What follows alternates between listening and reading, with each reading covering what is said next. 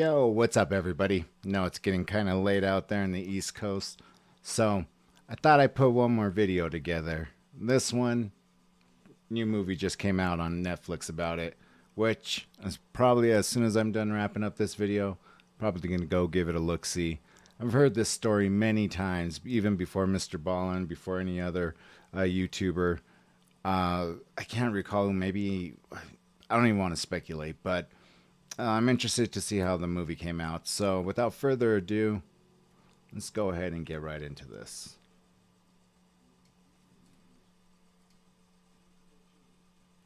MRBelln here, former Navy SEAL turned internet storyteller with a focus on the strange, dark, and mysterious. And speaking of mysterious, today I have a mystery for you, and it's one of the more recent mysteries. It happened in 2014 and spanned a couple of years following that. It is a story that plays out like a psychological thriller, and in fact, Netflix recently purchased the rights to make a movie or show about this case from the family that were the victims of this case. The too long didn't read version of this story is you have this all-American family that purchases their dream home. They're getting ready to move in, and they start receiving these awful, wrathful, threatening letters from some anonymous person or group.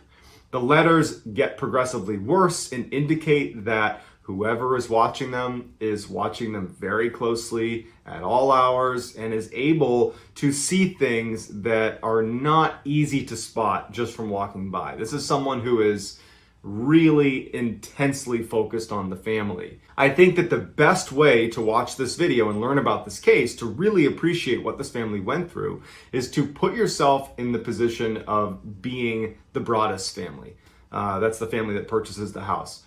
Imagine you're in their position. Would you have stayed or would you have left? And I'd love to hear about it in the comments section. So let's dive in. In June of 2014, Derek and Maria Broaddus purchased their dream home. It is a $1.3 million 6-bedroom house in Westfield, New Jersey, which is a very affluent northern New Jersey town. Uh-oh. You know what usually happens when you're in an affluent part of town? Gossiping neighbors. So the house they purchased was on Boulevard, that's the street name, and Boulevard within Westfield is what at the time was like the street. If you lived on Boulevard, you had made it. I would say that times have changed because now Boulevard is remembered as the place where this case happened. So I would say it's probably not the best place to live anymore. But at the time, it was like Derek and Maria were living their dreams and they knew it.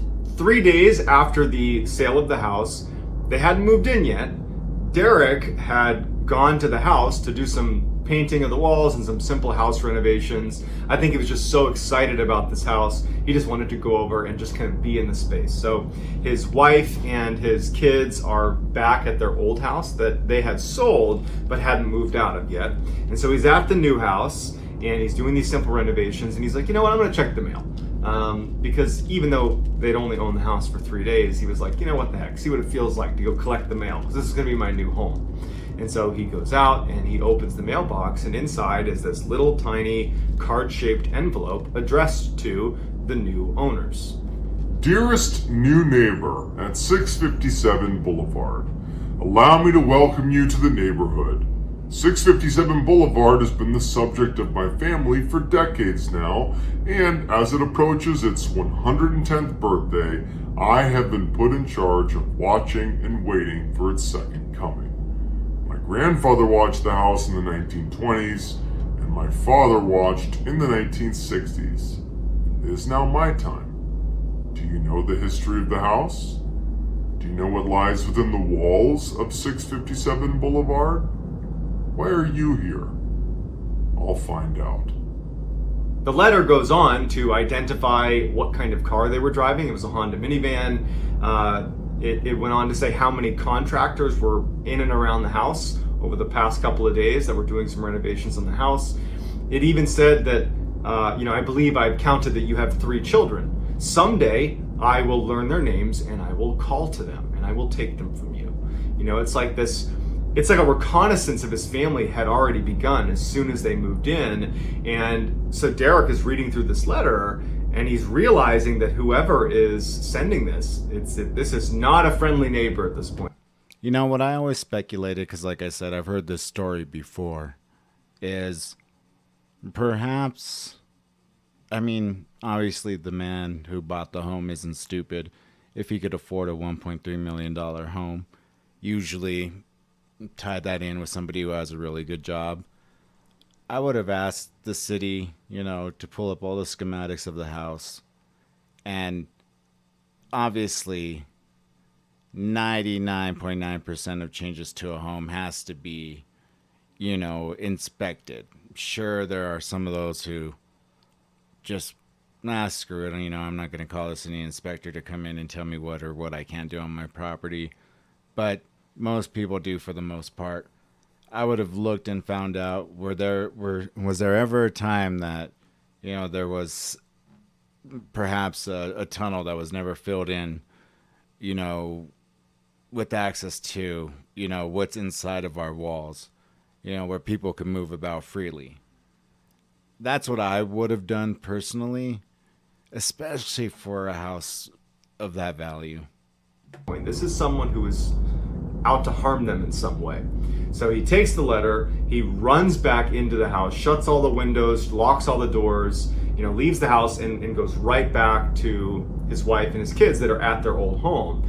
And they promptly call the police. Police show up, they read the letter, and they're like, what is this? Do you have enemies? Who wrote you this? Because even the language inside the letter was it was not quite Old English, but close. It was like this bizarre writing, and it was just very stalkerish and awful, and the police just don't really know what to make of it. And Derek and Maria are obviously very upset. They haven't even moved into the house yet, but this is a big cause for concern. So the letter did not have a return address, but at the end of the letter it just said, "Who am I? I could be someone that's walking by your house every day. I could be someone driving by your house every day. I could be one of your neighbors. I could be anybody that you see at any given day, and you'll never know." And then it just says, signed, The Watcher. After the police leave that night and promise to launch their own investigation, Derek and Maria, they're totally on edge. And so they write an email, even though it's super late, to the Woods family. They're the family that sold the house to Derek and Maria. And they say, hey, we just got the strange threatening letter. Have you received anything like this? Because the Watcher claims to have been watching you for the entire time you were there. And the Woods family writes back and they say, 3 days, I think it was 3 days before we actually left the house, we did receive a letter. It wasn't threatening. It was just thanking us for our time in the house and treating it with respect, and that it would be taken care of going forward, and that this person would look after the house for us. And it was signed The Watcher. But to be honest, we didn't think much of it. We crumpled it up and threw it away. So the Broadduses decide that they are not going to rush to actually move into the new house. They had thought about doing it, but they decide with this letter that maybe it's best to hold off a little bit. And so Derek and Maria would do day trips with the kids. They'd go do day trips, do some renovations, make sure that the contractors that were there were doing a good job getting the house in order, and then they would come back to the house that they were still living in. About 2 weeks after that letter was found, Maria is there with the kids, and she gets to the new house and she sees there's a letter from the Watcher, the same envelope, same writing on the outside. And so she immediately calls the police even before she reads it. She opens it up and it says, "Welcome again to your new home at 657 Boulevard. The workers have been busy and I have been watching you unload carfuls of your personal belongings. The dumpster is a nice touch. Have they found what's in the walls yet? In time, they will." The Watcher. Right there is where I feel that there has to be, I forget the term that they use, but like a passageway to get to and from, without being spotted. And a lot of people used to make them back during the Prohibition days to hide booze and all that. And then on top of that, just for gags, they would make, space in between these walls. I mean, how else?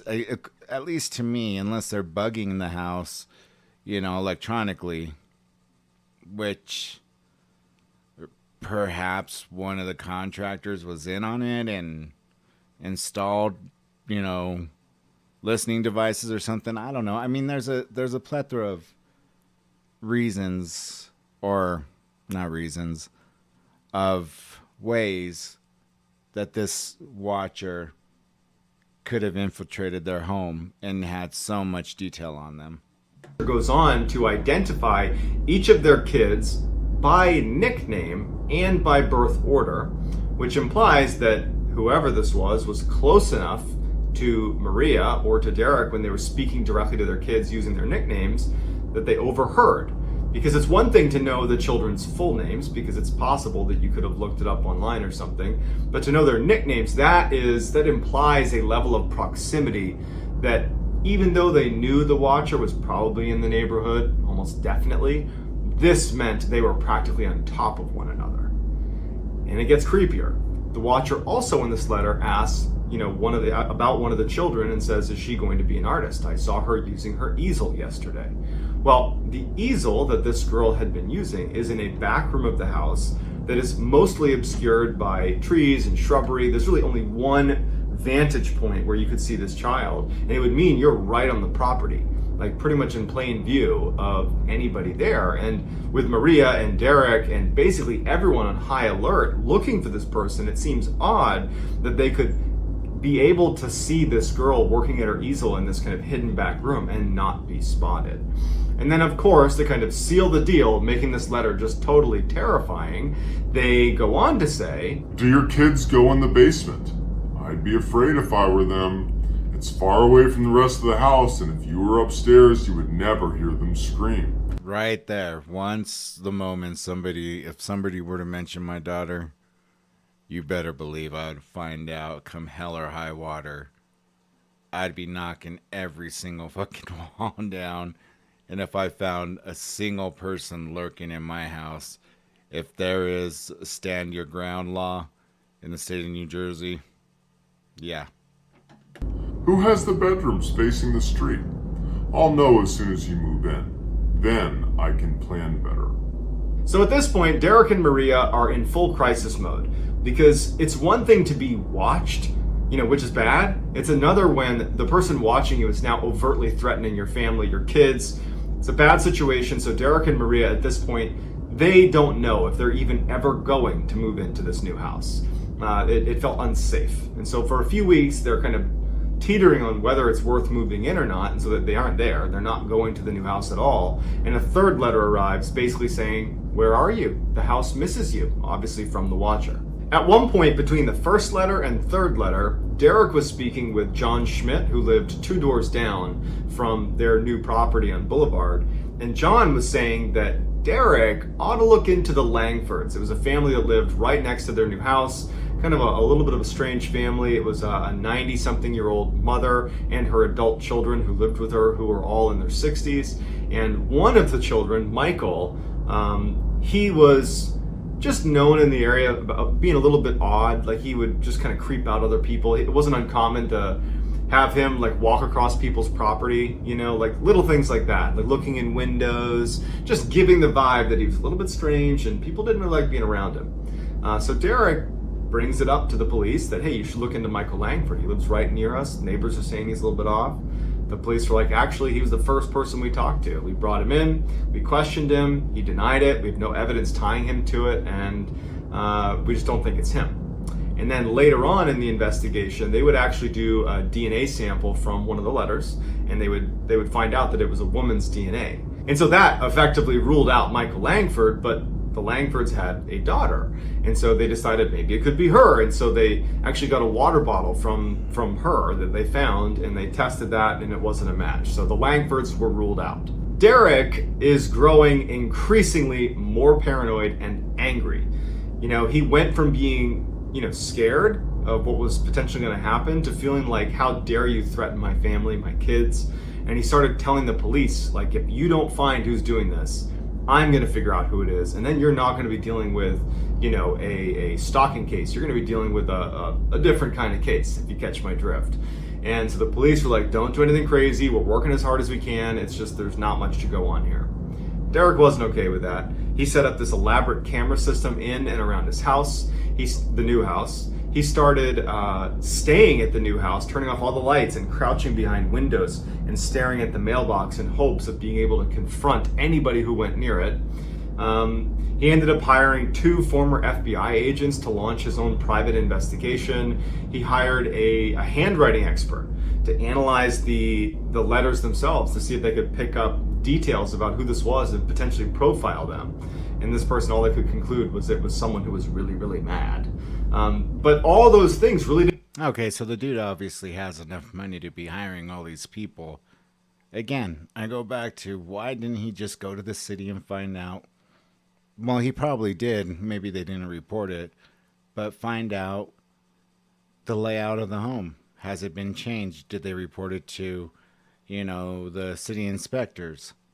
Was there ever tunnels, that connected homes that were never filled in or were filled in or vice versa? All the above.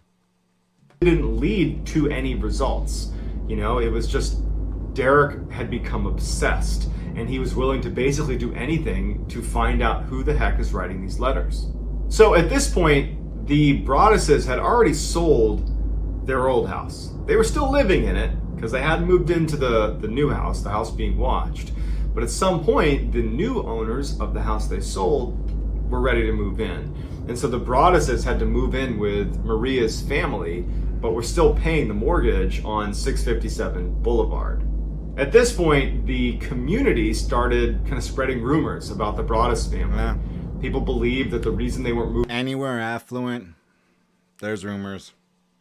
into this beautiful new home was, they were getting a divorce, they had some legal problems. The letters and what was going on with these letters, that was not widely known. Okay, I have to tell this story because it still fucking just pisses me off so bad to this day. So, during the honeymoon phase of my psycho ex-wife's relationship, we were looking for a home. And, excuse me, at the time, I had a very good income. She had a very, very good income. And the homes that we were looking at, the retail of, or the realtor just wasn't hitting it for some reason. Everything we suggested, it was like she was doing half-ass backwards. So, keeping her on, I find this house on Zillow, and it's in a very affluent part of Colorado, which is called Applewood.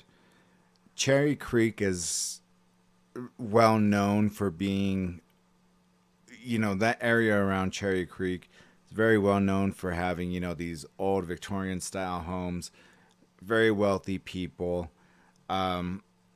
South of Denver, around South Colorado Boulevard, is where you start running into, like, more towards where the Denver Broncos, where their facilities are at. You start running into the huge mansions, that a lot of the players have or live in. And then you have Applewood, which is like the Cherry Creek of the West. So you're closer to the mountains. And I had found this home on Zillow. And to my shock, it was foreclosed on. And it must have been a, domestic dispute because they listed the house for very little. And their only requirements were that the driveway be fixed because it looked like somebody took a jackhammer to it and just fucked up the driveway and knocked out the front window. Other than that, this house was like, I want to say 6 bedrooms, 4 bathrooms, like 8,000 to 9,000 square feet, huge backyard. I mean, it was absolutely gorgeous. So, my ex, I'll give her props on this. She's very, very good at math. And, well, she's an accountant for the government, so she has to be. So doing out all the figures and everything, you don't ever want to move into a house and be home broke. Just all you're working for is for a mortgage. No, you can't live like that. So she did all the numbers and she's like, no, we won't be in a position of being, house broke. We could still do a lot of the same things, uh, we might want to save here and there for retirement, but for the most part, it'd be good if we put in this much, on the offer. So we bid and we made the offer. 2 days later, I'm like just standing, like honestly, like how my phone just went off now. Like I am like was jumping at every single little like click on my phone. Finally, the realtor calls and I'm just like smirking from ear to ear. I'm like, what happened? What happened? How'd it go? Well, you guys submitted the highest offer. I'm like, oh, and my heart right there, I just wanted to fucking yell out loud. I was at work at the time. And she's like, but I had a problem getting the paperwork over to the bank on time. And, we submitted the highest offer, but they wouldn't let me send it past the deadline. So, unfortunately, we missed the opportunity. I like, from all the houses that she had been showing us to that very point, because I was the one who found that house, I said, you have been the shittiest retailer, why do I keep on saying that? Realtor I have ever come across or worked with. You're fucking fired because our contract didn't extend even this far. We were giving you, the benefit of the doubt after the last shitty ass home you made us see. And you fuck up on a potential house that now, looking on Zillow, is going for 3.5 million.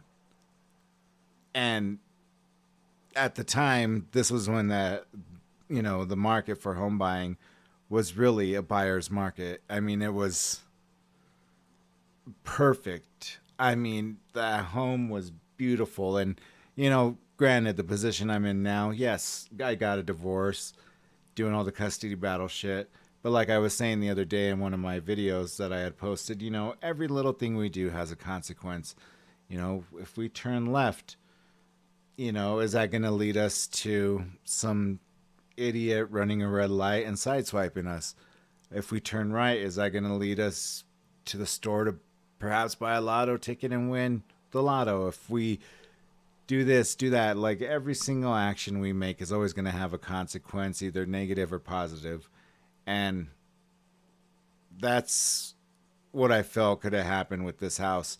Would we have gone through the same bullshit if we moved into this area rather than the area that we did? I mean, both neighborhoods, the house that we ended up getting, it was still in a nice suburban neighborhood, but it was more for like, old, like the older type of, neighborhoods.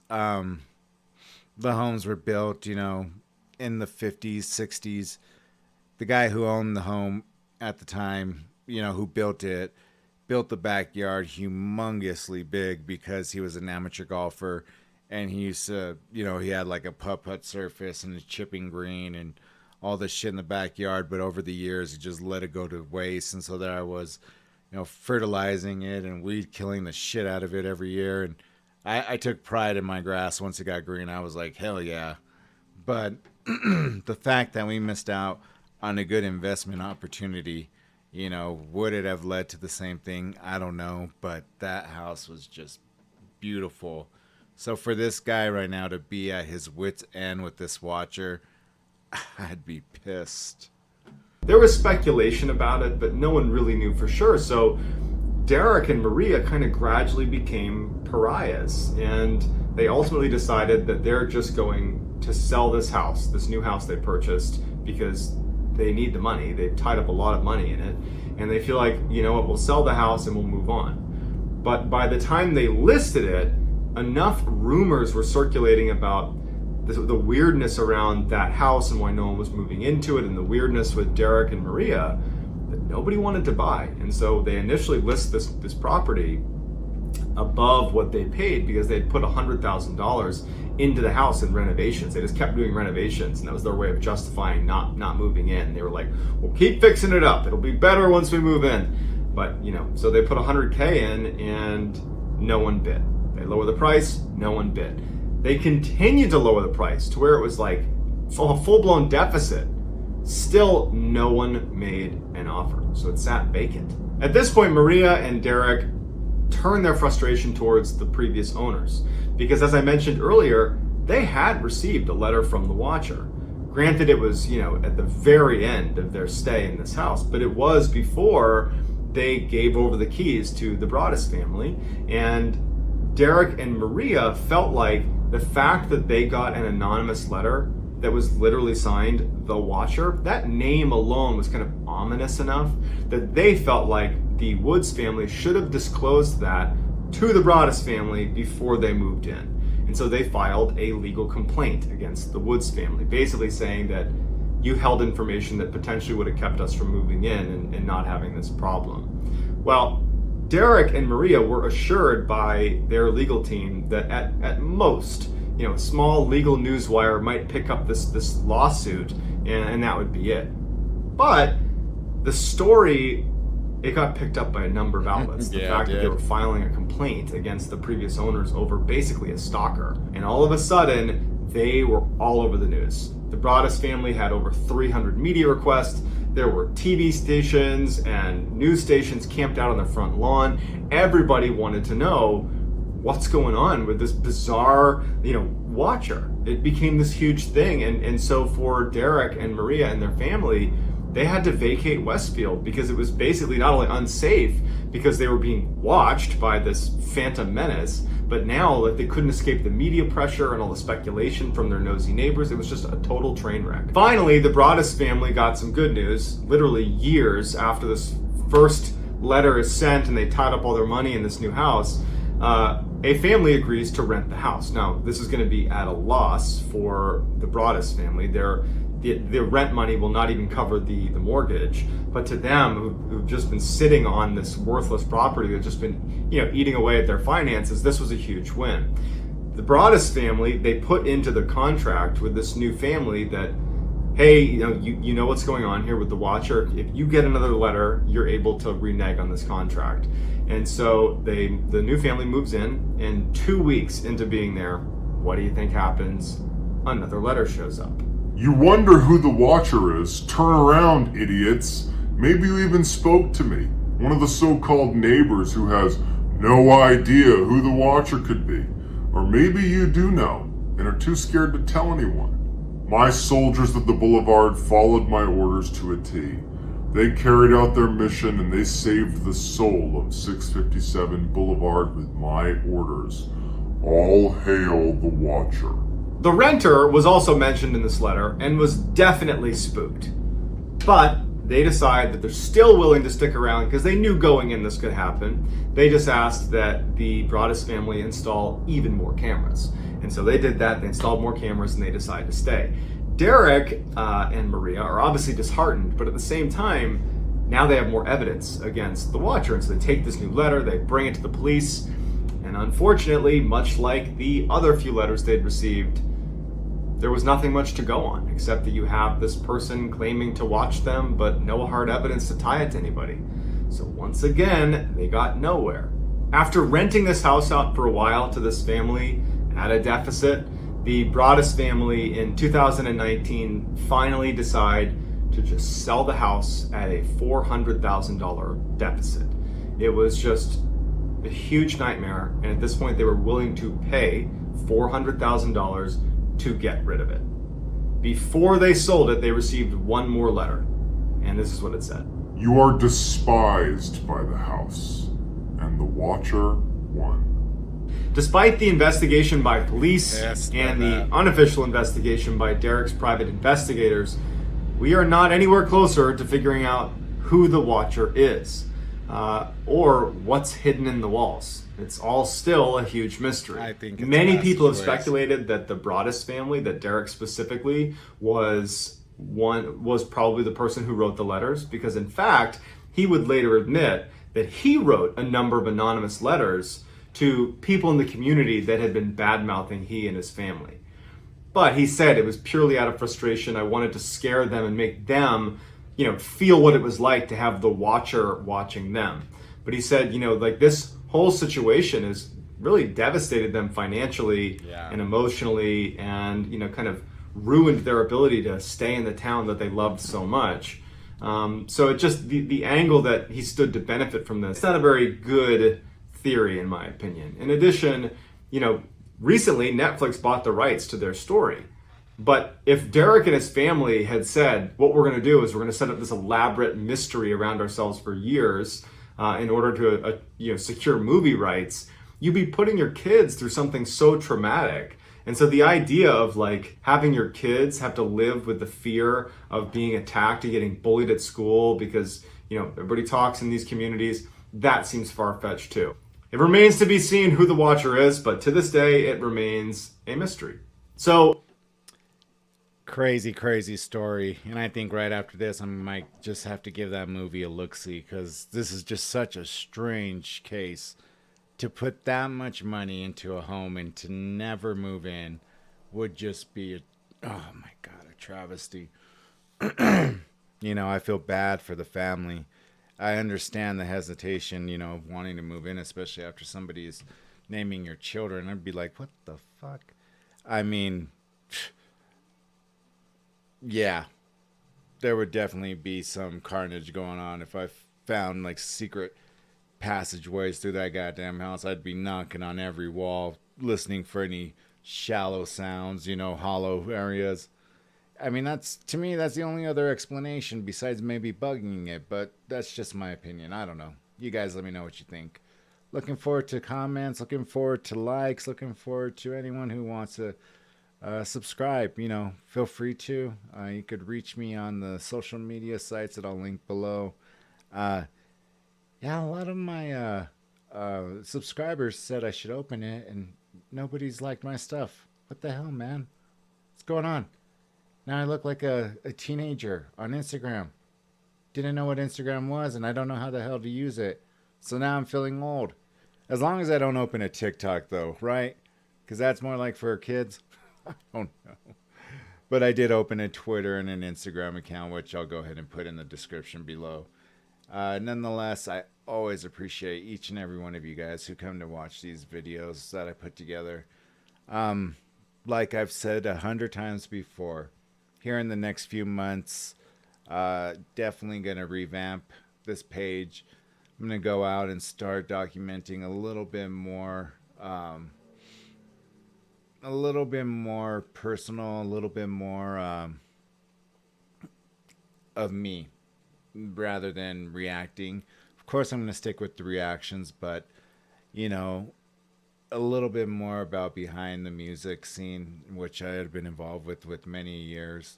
What it's like on, behind the scenes of an acting set when you are allowed to film, because a lot of the times they take your phone right away. But times where, it's not going to give away anything, or, there's no secret cameo from a, A-lister or something like that. They'll let you film around and do stuff like that, or even having a one-on-one conversation with the director, or people of influence here in Colorado. Things that I want to aim high for. Let's see what I could do. I really feel like, given my background in the entertainment industry, does open up some doors, and people know what I'm talking about when I talk about the entertainment industry, because I've gone through it and I've been doing it for many years. Now, do I know everything? No. When it comes to music, I would say I'm about 95% confident that I know quite a bit. When it comes to movies and that, acting in the industry, I know about maybe 40%. Only having started tomorrow, I'll start principal photography for another film, which I had been talking about, which I thought I was going to have to get up at 9 in the morning, and I looked everybody looked at the email and was like, "Oh, thank you, Lord." It's not until 4 in the evening, so I'm pretty stoked about that. But yeah, hopefully that goes well. So keep your fingers crossed for me, because don't want to get edited out of that. Anyways, I hope you guys have a wonderful evening. If I don't record another one, I apologize. But I always appreciate, again, subscribers, non subscribers, anyone who watches these. Thank you guys very, very much. I appreciate it. I know you'll like and subscribe if you like the content. And again, it's very well appreciated, believe me. Hope you guys have a wonderful and safe rest of your evening. Have a beautiful morning tomorrow morning. And yeah, you'll see me again real soon. Until then, peace.